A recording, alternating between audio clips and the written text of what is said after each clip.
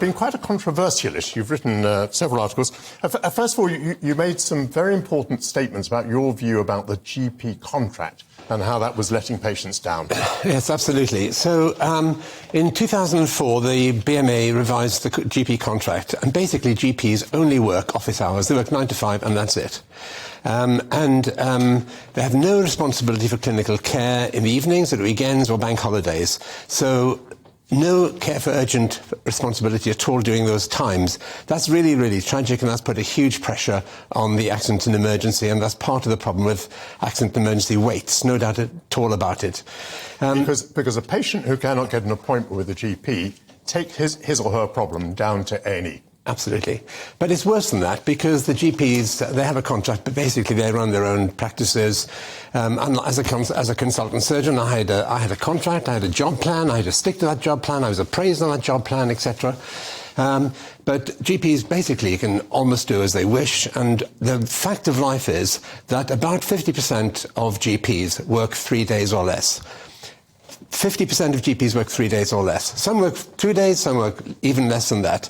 Now, the Royal College of GPs will never concede that, they will never talk about that. That and the contract, they just don't talk about. And I was delighted to hear Wes Streeting saying recently, describing the GP contract as murky and opaque, and if he gets into power, or if the Labour Party gets into power, he will sort it out.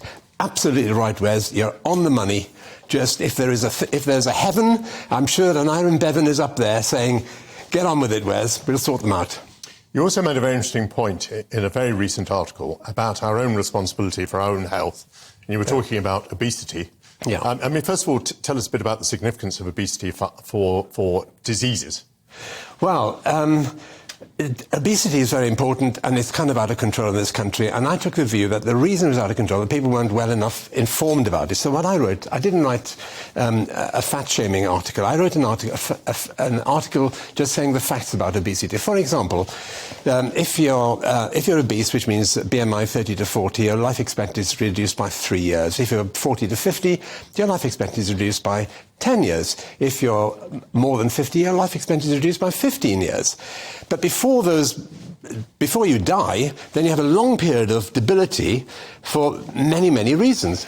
Mainly diabetes, which is an insidious disease, and can be very crippling if it's not tackled and if you don't lose weight. Cardiovascular disease, heart attack, strokes, etc. Cancer.